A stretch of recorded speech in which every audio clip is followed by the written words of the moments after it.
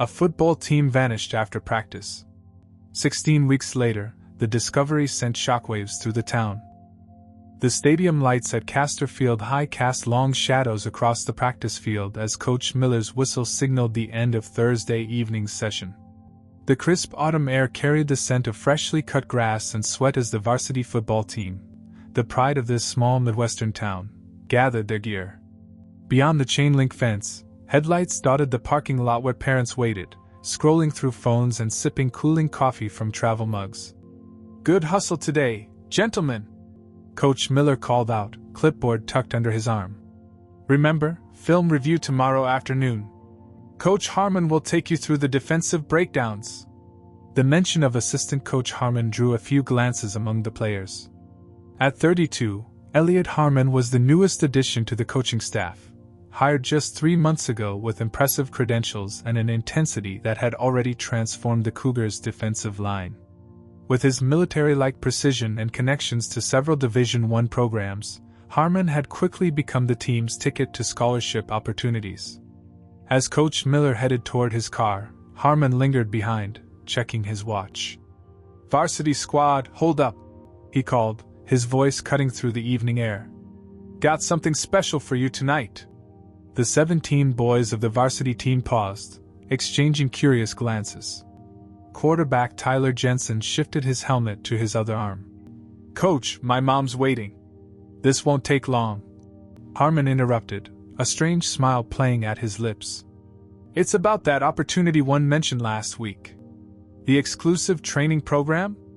Well, the sponsors are here tonight. They want to meet you all personally." A ripple of excitement moved through the group. For weeks, Harmon had been dropping hints about a special elite development initiative that could put Castorfield players on the radar of major colleges. "Seriously? Tonight?" asked Marcus Reed, the team's star linebacker whose father had played briefly in the NFL before an injury cut his career short. "Why didn't you tell us earlier?" Harmon's expression remained fixed. "Because opportunities like this require discretion, Reed. They're not handing these slots out to everyone. This is invite only, and they specifically requested to meet you all without the usual parental hovering." In the distance, car horns began to honk impatiently. A few players glanced toward the parking lot. "Text your rides," Harmon said smoothly. "Tell them locker room meeting with coaches. They'll understand. This is about your futures, boys." 16-year-old Jordan Barrett frowned as he pulled out his phone. Something about this felt off, but the idea of exclusive training that could lead to scholarships was too tempting to ignore. His single mother had been working double shifts to save for his college fund. If there was even a chance this could help. "How long will this meeting take?" asked Devin Sanchez, the team's kicker. "My dad's already mad I'm out this late on a school night." Harmon checked his phone as it buzzed with a text. "Just tell them you'll catch rides with teammates afterward. An hour tops." Across the field, in the shadowy woods that bordered the eastern edge of campus, the subtle gleam of tinted windows reflected the stadium lights. 2 black Cadillac Escalades sat parked at the end of a maintenance access road, positioned just out of sight from the main lot. As the varsity players filed back toward the athletic complex, Coach Harmon led them not to the locker rooms but on a detour behind the equipment shed. "Quick way," he explained, though none of the boys had ever used this path before. In the parking lot, parents waited. Some checked their watches. Others sent impatient texts that went unanswered. By 9:15 p.m., Annie Jensen called her husband in a panic. Their son Tyler wasn't answering his phone. Similar calls were being made across Castorfield as 16 other families realized something was wrong. By 9:30, 3 parents had marched into the now darkened athletic complex, calling out for their sons. They found empty locker rooms, abandoned gym bags, and no sign of the varsity team or assistant coach Harmon. When Principal Diana Lewis arrived at the school at 10:15 p.m., she headed straight for the security office. "Show me the footage," she demanded. The night security guard, Ron Wilson, clicked through the surveillance system. "That's weird," he muttered as the footage from 8:45 p.m. to 9:30 p.m. showed only static.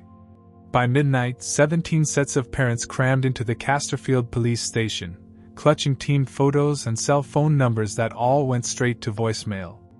Officer Carter pinned a map to the bulletin board, marking the last known location of the entire varsity football team. 17 boys don't just vanish, he said, but his voice lacked conviction. Detective Sarah Reeves studied the frantic parents, the parking lot surveillance photos showing all the players' cars still in their spots, and the corrupted footage that coincided perfectly with their disappearance. No, she agreed quietly. Not unless someone very powerful wanted them to. Outside the station, the wind picked up, scattering red and gold leaves across the empty town square. On the community bulletin board, a fresh poster for the Casterfield Cougars' upcoming game fluttered in the breeze, 17 young faces smiling confidently into a future that had suddenly, inexplicably vanished. 16 weeks crawled by with excruciating slowness in Casterfield. The town that once buzzed with Friday night football excitement had transformed into a community gripped by collective grief and suspicion. Yellow ribbons adorned every lamppost on Main Street. The high school hallways, once filled with laughter, now echoed with whispers and theories. Detective Sarah Reeves rubbed her bloodshot eyes as she stared at the bulletin board in her office. Hundreds of leads had poured in, all leading nowhere.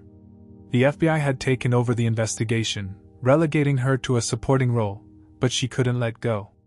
Not when she saw Marissa Jensen, Tyler's mother, at the grocery store with empty eyes and a cart full of her son's favorite snacks. Just in case. Chief wants to see you, Officer Martinez said, poking his head into her office. Reeves found Police Chief Gordon at his desk, looking more haggard than she'd ever seen him. They're pulling resources, he said without preamble. FBI's scaling back. Too many dead ends, not enough progress. Reeves slammed her palm against the doorframe. 17 kids, Chief. 17 families torn apart. I know, Sarah. But we've got nothing. No ransom demands. No bodies. The assistant coach's background check came back clean. His apartment was empty, like he never really lived there. The surveillance equipment failure seems deliberate but untraceable. As they spoke, across town in a modest ranch-style home, Marcus Sloan emptied another beer and stared at his laptop. His son, Kevin, played on the junior varsity team, the lucky ones, who practiced earlier that fateful Thursday. For 16 weeks, Marcus had thrown himself into the search efforts while watching his son retreat into silence, haunted by the thought that it could have been him. Tonight, Kevin had finally asked if they could review old football footage to analyze his throwing technique.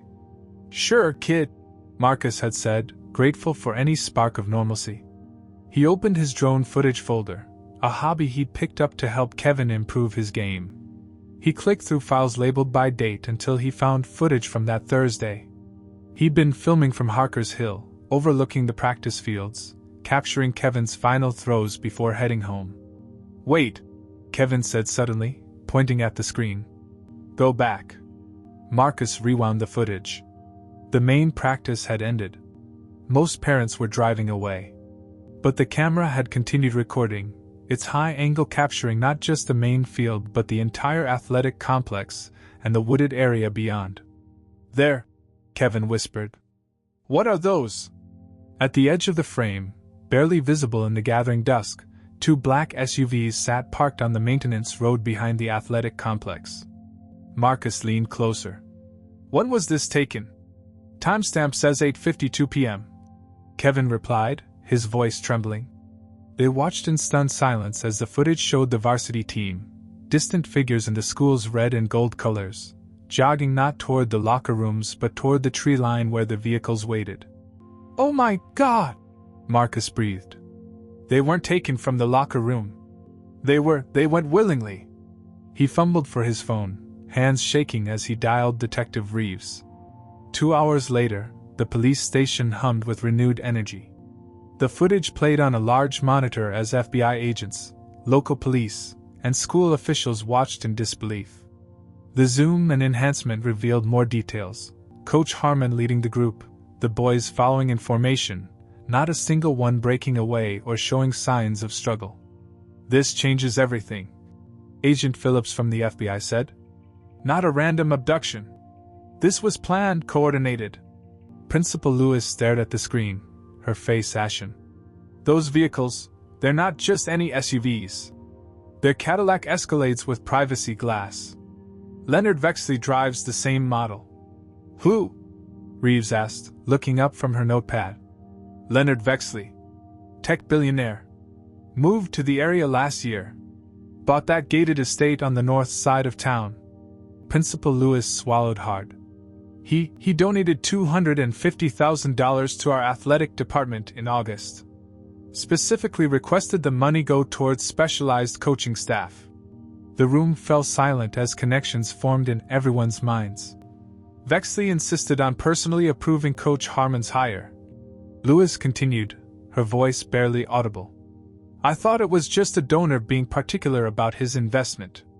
Agent Phillips was already on his phone, barking orders to run background checks on Leonard Vexley. Meanwhile, Reeves approached Marcus Sloan. Can you identify any individual players in this footage? She asked. Marcus shook his head. They're too distant, but... He paused, zooming in further. Wait. That one at the back, slightly separated from the group? That's Jordan Barrett. I recognize his gait. He has that slight hitch from an old injury. Reeves leaned closer. Unlike the others moving in a tight cluster, Jordan seemed to hesitate, looking back toward the school before reluctantly following. He wasn't all in, she murmured. Everyone else is marching like they've bought whatever story they've been sold, but Jordan, he had doubts. Outside in the waiting area, 17 sets of parents watched through the glass walls, faces animated with the first real hope they'd felt in months. They couldn't hear the discussion, but they could see the intensity, the purpose that had been missing from the investigation. As dawn broke over Casterfield, search warrants were being prepared. Phone records subpoenaed. The investigation that had grown cold suddenly burned with new life. And in a hillside mansion 10 miles outside of town, security cameras captured the image of 2 black Escalades pulling through iron gates and disappearing into an underground garage. The morning sun glinted off the surveillance cameras mounted on the 15-foot stone walls surrounding Leonard Vexley's estate. Detective Sarah Reeves stood beside FBI Agent Phillips as the tactical team positioned themselves at the massive iron gates. Remember, Phillips briefed the assembled officers. We have a search warrant for the premises only. No arrest warrant for Vexley yet. This is evidence gathering, strictly by the book. Reeves nodded, but her jaw remained tight. 16 weeks of dead ends had hardened her resolve. If 17 boys were behind those walls, protocol wouldn't stop her from bringing them home. The intercom crackled as Agent Phillips pressed the call button. A cool, automated female voice responded. Vexley residence. Please state your business. Phillips held up his badge to the camera. Federal Bureau of Investigation with a search warrant for these premises. Open the gate immediately. Silence stretched for 30 seconds before the massive gates began to slide open with mechanical precision. Instead of Vexley, they were greeted by a slender woman in a tailored suit who introduced herself as Amara Wilson, Mr. Vexley's chief of staff. Her expression revealed nothing as she examined the search warrant. Mr. Vexley is currently overseas on business, she said, returning the document. But you may proceed as authorized. I'll accompany you. The main house, a modernist glass and steel structure, revealed nothing unusual. No sign of 17 teenage boys or their coach. Reeves watched Wilson carefully, noting how the woman's eyes flickered toward the north side of the property whenever questions about additional structures arose. What's over there? Reeves finally asked directly, pointing to where the manicured lawn gave way to a wooded area. Mr. Vexley's private research campus, Wilson replied evenly. It's where he tests prototypes for his technology companies. The research campus consisted of 5 buildings arranged in a semicircle around a central courtyard. The first building, labeled Administration, contained offices with monitors displaying what appeared to be health metrics and performance data, though all screens went black as they entered. The second building froze Reeves in her tracks. A dormitory with 18 rooms, 17 small ones and 1 larger unit. Each small room contained the same sparse furnishings: a twin bed, a desk, a chest of drawers, and a tablet charging station. No personal effects. No phones. No connection to the outside world. "These look like prison cells," she whispered to Phillips. In the third building, they found what appeared to be classrooms and a state-of-the-art training facility with equipment bearing the Vexley Tech logo. The fourth contained a cafeteria and medical facilities, including what disturbed Reeves most: a room with a chair resembling something between a dentist's office and an interrogation setup, complete with monitoring equipment. "What happens in there?" she demanded of Wilson, who had maintained her composure throughout the search. "Cognitive assessment," Wilson answered. "Mr. Vexley develops educational software." It was in the fifth building, a secured records room, that they found what they were looking for. Filing cabinets contained folders labeled with the names of each missing player. Inside, medical histories, psychological profiles, academic records, and daily progress reports with disturbing headings like compliance rating and identity disassociation progress. "My God," Agent Phillips murmured, flipping through Tyler Jensen's file. "They've been experimenting on these kids." In Coach Harmon's larger file, they discovered the truth. Elliot Harmon was actually David Warner, a former military psychological operations specialist who had been dishonorably discharged 3 years earlier for unauthorized human behavior modification experiments. Vexley had created an entirely new identity for him, complete with falsified coaching credentials. Most damning was a document titled Project Renaissance Phase 1 Implementation. The executive summary described a program designed to reshape adolescent neural pathways through controlled environment and stimulus response protocols, with the goal of creating the perfect corporate soldiers, highly intelligent, physically optimal, and completely loyal. Reeves slammed the folder down. "Where are they now?" she demanded, facing Wilson. For the first time, Wilson's composure cracked. "I don't know. Mr. Vexley ordered the program relocated 3 days ago. They move every few months as part of the isolation protocol. You're under arrest," Reeves said, nodding to an officer who stepped forward with handcuffs. "Conspiracy to kidnap minors, false imprisonment, child endangerment." "You don't understand," Wilson interrupted, her voice trembling slightly. "This isn't a kidnapping. It's a revolution in human development. These boys were selected because they showed exceptional potential. They're being given opportunities. Without consent," Phillips cut in sharply. "They're minors. Their parents never agreed to this. Parents limit potential," Wilson replied, her expression hardening again. "Mr. Vexley is freeing them from those limitations." As Wilson was led away, Reeves discovered a tablet that had been overlooked in Harmon's quarters. The password screen showed a football helmet insignia. On instinct, she typed, "Cougars, nothing." Then, "Champions," the screen unlocked. What she found sent a chill down her spine: a rotating schedule of locations, 5 different properties across 3 states, each owned by different shell companies, all tracing back to Vexley Enterprises. According to the schedule, the boys had been moved to a property in northern Michigan just 48 hours earlier. As twilight descended on Casterfield, 17 families gathered at the police station, absorbing the shocking truth. Their sons weren't just missing, they had been selected, manipulated, and transformed into unwitting test subjects by one of the world's most powerful men. And the clock was ticking to find them before they disappeared again.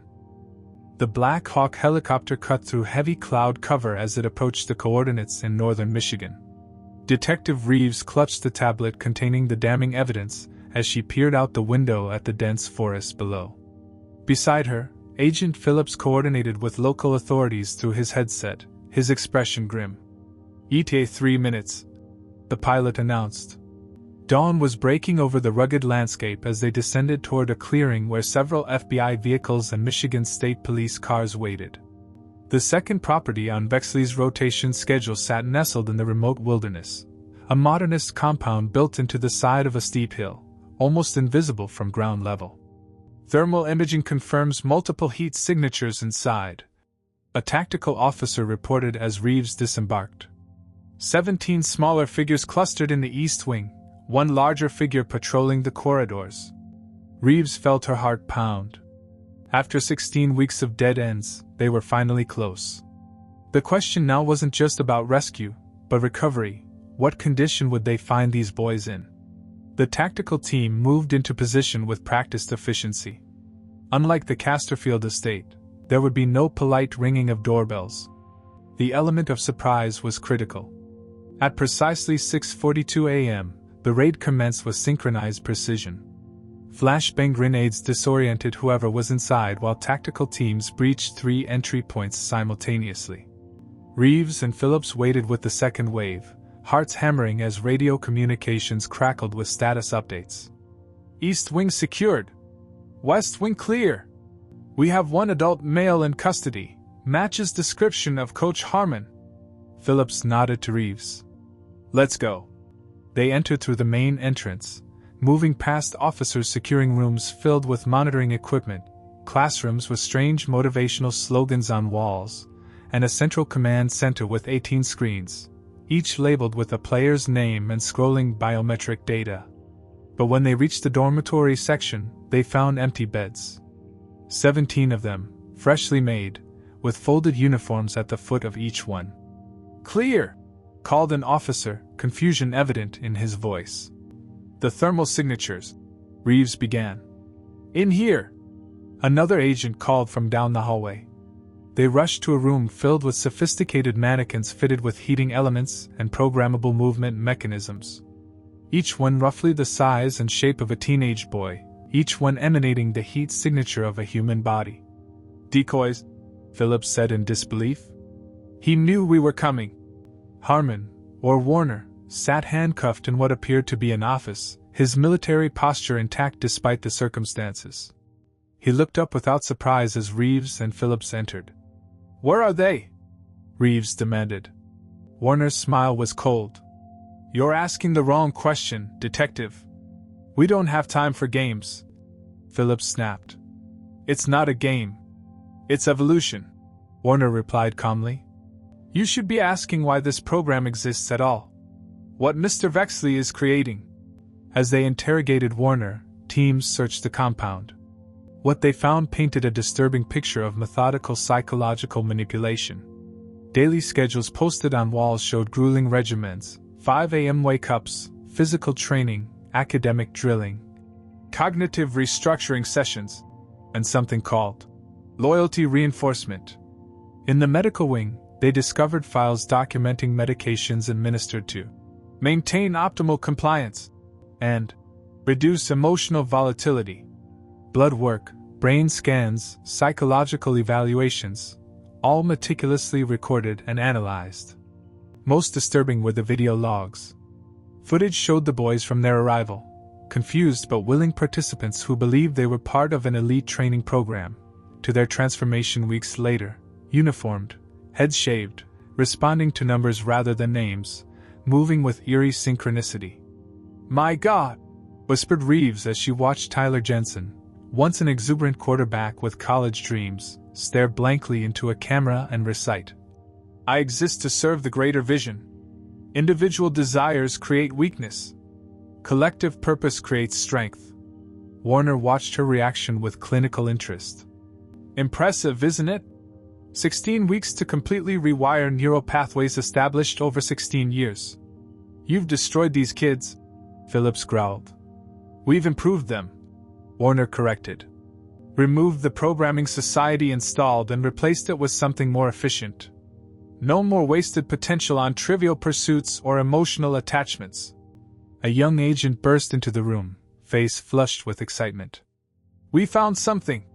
Basement level, hidden room, there's a schedule. They're not just rotating between 5 properties. They're being split up now, sent to different locations." The search expanded to a sealed room accessible only through biometric scans, which the tech team had finally bypassed.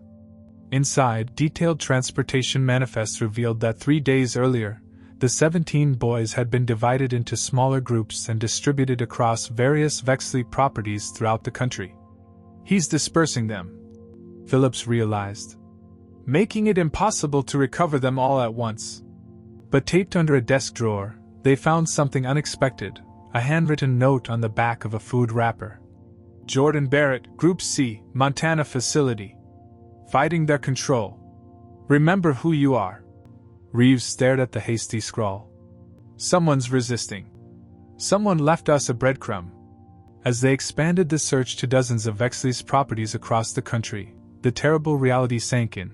The boys weren't just being hidden. They were being prepared for the next phase of Vexley's experiment. The question was no longer just where to find them, but whether they could be brought back from the psychological abyss into which they'd been pushed. And somewhere in Montana, according to the note, Jordan Barrett was still fighting. The Montana wind howled across the barren landscape surrounding the Vexley Research Facility, a converted former military installation nestled between jagged mountains. Inside, Leonard Vexley himself supervised the transfer of Group C, his presence signaling the importance of this particular cohort in his grand design. 4 boys from the Casterfield team stood in perfect formation, their expressions vacant, their postures identical. Each wore a gray uniform with only numbers identifying them. Gone were the names their parents had given them, gone were their personal mannerisms and quirks. They responded to commands with robotic precision. But one bed in the dormitory remained empty. "Where is Subject 12? Vexley demanded, his voice sharp with unusual emotion. The facility director paled. "Sir, Barrett was in Transport Vehicle 2. He was secured with the others." Vexley's steel-gray eyes narrowed. "Find him. Now." 50 miles away, Jordan Barrett stumbled through a dense forest, his lungs burning in the thin mountain air. The stolen maintenance uniform hung loose on his frame. He'd lost almost 30 pounds during his captivity. His shaved head had started growing out in uneven patches, and his once strong legs trembled with each step. But his eyes, those were different from his teammates. Where they had developed the glazed compliance of the successfully process, Jordan's burned with a fierce, desperate awareness. For 16 weeks, he had played along. Pretended to break when they thought they were breaking him. Recited their mantras while silently repeating his mother's name, his home address, the names of his teammates, all the things they worked to make him forget. While the others gradually surrendered to the psychological manipulation, Jordan had created a mental fortress they couldn't penetrate. The escape hadn't been planned. During the transfer between vehicles, he'd spotted an opportunity when a guard turned away. Now he was running, though he had no idea where to go in this wilderness. A distant sound made him freeze. Helicopter blades. Search parties. They would have thermal imaging, dogs, everything needed to find a half-starved teenager in unfamiliar territory. "Think, Jordan," he whispered to himself, pressing against a tree trunk. His hands trembled, a side effect of the compliance medications they'd been giving all of them. The withdrawal symptoms were starting to hit. Nausea, headaches, disorientation. Through the trees he spotted lights, a small roadside diner along a rural highway. With the last of his strength, Jordan staggered toward it. Inside, a startled waitress named Maggie Coleman nearly dropped her coffee pot when the door swung open and a gaunt boy in oversized coveralls collapsed onto the linoleum floor. "Call an ambulance!" someone shouted. "No," Jordan managed, his voice hoarse from weeks of enforced silence except during recitation sessions. "Call police. Federal police." 2 hours later, Detective Reeves burst through the doors of St. Mary's Hospital in Livingston, Montana, her badge already out. Agent Phillips followed close behind. In a secured room at the end of the hall, local officers stood guard outside Jordan Barrett's door. The doctor met them in the hallway. "Severe malnutrition, signs of prolonged psychological stress, and there are unusual drugs in his system we're still identifying. But he's lucid, and he's asking for you." Jordan sat propped up in the hospital bed, an IV in his arm and monitors beeping steadily beside him. His eyes, clear and focused, locked onto Reeves immediately. "You found the note," he said, his voice stronger now. "You left it," she replied, pulling a chair close to his bed. "You never stopped fighting them." A ghost of a smile touched his lips. My mom always said I was too stubborn for my own good. Over the next hour, Jordan revealed the horrible truth about Vexley's program. How it began as rigorous training, pushing their physical and mental limits in ways that seemed challenging but beneficial. How the cognitive restructuring started subtly with exercises designed to prioritize team thinking over individual desires. Then came the medications slipped into their food, the sleep deprivation, the isolation rooms for those who questioned orders. It changed so gradually that most guys didn't notice they were being reprogrammed. Jordan explained. By week 6, half of them couldn't remember their parents' names. By week 10, they'd stopped talking about home completely. Why were you different? Phillips asked gently. Jordan's eyes glistened with tears. My little sister has severe autism. I've spent years helping her create memory techniques, ways to hold on to herself when everything gets overwhelming. His voice broke. I used those same techniques to remember who I was. Most valuable of all was Jordan's knowledge of Vexley's operation, the locations of all 5 facilities, the rotation schedules, the security protocols.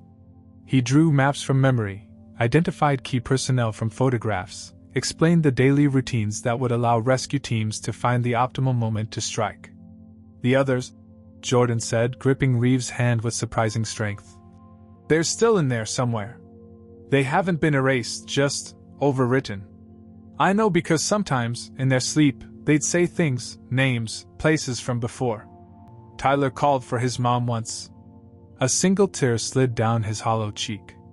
And Marcus, he still does this thing with his hands before meals. It's the same way he'd adjust his helmet before a play. Pieces of them are fighting to come back. As Reeves left the hospital room, she paused in the hallway, overwhelmed by what she'd learned. Behind her, Jordan's parents had arrived, their sobs of relief echoing through the corridor as they embraced their son. Her phone rang, Agent Phillips with an update. We have locations on all 17 boys, he said, his voice tight with urgency. But there's a complication. Vexley just chartered 5 private jets. He's moving them internationally. We have less than 12 hours. The rescue operation was about to begin. 5 synchronized raids launched across the country as dawn broke. FBI tactical teams, supported by local law enforcement, converged on Vexley's remaining facilities. The operation, codenamed Homecoming, benefited from Jordan Barrett's detailed intelligence about security systems, daily routines, and the psychological state of the captive boys. Detective Reeves accompanied the team in Wyoming, where Tyler Jensen and 3 other Casterfield players were being held. As they breached the compound, she braced herself for resistance, but Jordan had been right. 6:15 a.m. was shift change, when security was at its most vulnerable. They found the boys in a dormitory, already dressed in identical uniforms, standing at attention beside their beds. Unlike Jordan's desperate escape, these teenagers showed no recognition when rescuers burst in. They remained perfectly still, eyes forward, as if waiting for authorized commands. Tyler? Reeves approached the quarterback gently. Tyler Jensen? We're here to take you home. His eyes, once bright with teenage confidence, regarded her with empty confusion. This subject is designated number 8, he replied mechanically. I do not recognize that other designation. Across the country, similar scenes played out as rescuers encountered boys who no longer recognized their own names. Medical teams administered sedatives prescribed by specialists who had analyzed the compounds found in Jordan's bloodstream. One by one, the former Casterfield Cougars were escorted to waiting medical transports. Leonard Vexley was not present at any of the raided facilities. A worldwide manhunt launched as evidence mounted against him, financial records showing millions funneled into behavior modification research, communications with foreign entities interested in his human compliance protocols, and video logs where he personally oversaw what he called the most promising subjects. Coach Harmon, David Warner, proved more cooperative once confronted with the full weight of his crimes. Facing multiple life sentences, he traded information for considerations at sentencing. His testimony revealed the chilling scope of Project Renaissance. Vexley doesn't see it as kidnapping. Warner explained during a recorded deposition. He believes traditional education and parenting create intellectual waste by allowing children to develop individual interests. His goal was to prove that with the right techniques, even ordinary teenagers could be transformed into perfect vessels for his vision. When asked why a football team had been targeted, Warner's answer sent shudders through the investigation team. Athletes are ideal subjects. They're already conditioned to follow coaching, endure physical discomfort, and prioritize team goals. The Casterfield boys were just phase 1. Vexley has a list of programs across the country: sports teams, boarding schools, summer camps, all positioned for similar acquisitions. 48 hours after the raids, 16 boys had been recovered and transported to a specialized rehabilitation center at Walter Reed Medical Center. The 17th, Peter Collins, the team's defensive tackle, remained missing. Security footage revealed he had been removed from the Colorado facility just hours before the raid, personally escorted by Vexley himself. Back in Casterfield, the community struggled to process the magnitude of what had happened. The school board was dissolved after investigations revealed they had approved Coach Harmon's hire without proper background checks, swayed by Vexley's donation. Principal Lewis resigned in disgrace. The athletic director faced criminal charges for accepting bribes to provide Vexley with access to student performance data. At Casterfield High, students returned to a school transformed by tragedy. The football field remained empty, the season cancelled. Yellow ribbons gave way to blue ones, the color of brain injury awareness, as the community educated itself about psychological trauma and recovery. 3 weeks after their rescue, the first boy began to speak again. Marcus Reed, responding to intensive therapy and carefully managed medication withdrawal, looked at his father and whispered his own name. 2 days later, Tyler Jensen recognized his mother. Progress was painfully slow. The boys suffered nightmares, panic attacks, and memory gaps. Some required restraints when withdrawal from Vexley's chemical cocktails triggered violent episodes. But day by day, fragments of their former selves emerged: a familiar laugh, a remembered hobby, recognition of a family photo. Jordan Barrett became their bridge back to themselves. Though still recovering from his own ordeal, he visited his teammates daily, reminding them of shared experiences, inside jokes, moments from their lives before Vexley. "Remember Coach Miller's face when you threw that touchdown against Westfield?" He would ask Tyler, patiently repeating the story until one day, Tyler smiled, a small, hesitant curve of his lips that sent his parents into tearful celebration.